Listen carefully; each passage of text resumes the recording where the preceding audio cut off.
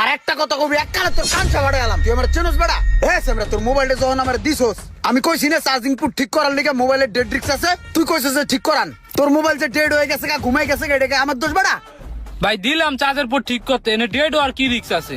আগে তো চার্জ হইতো না এখন তো চালুই হয় না এটা চালু হবে কেমনে তোমার মোবাইলের ম্যাচ শেষ মোবাইলের একটা ম্যাচ থাকে ম্যাচ আবার হয়ে গেছে আমি তো তোমার সামনে বই এই মোবাইলটা খুললে একটু বাতাস বুতাস দিছি আর চাতালটা দূরে জাতা দিছি আর একটু হিট দিছি এতে কি মোবাইল ডেড হয় এই না তোমার শয়তানের ব্যবসা এনতেন হরো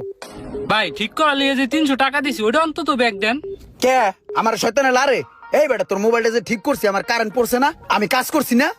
বেটা এনতেন সকালে যা ভালো মতন নালে কিন্তু তোর আরো চার্জ করবো যা আর বাইরে যাস নাকি যা এনগুন হর কাম কুম পারে না মোবাইলটা আমার খাইয়া দিল হলো ফালতু বলা পাইনি এই সলেমান বেটা কি হয়েছে জানোস নি চার্জিং পুটটা ঠিক করার লিগে মোবাইলটা ধরছি না যখন মনে কর চার্জিং পুটটা খুললে হিট দিছি না ঠাস ঠাস করে আইসি মাইসি সব ফুটে উঠছে আমি মনে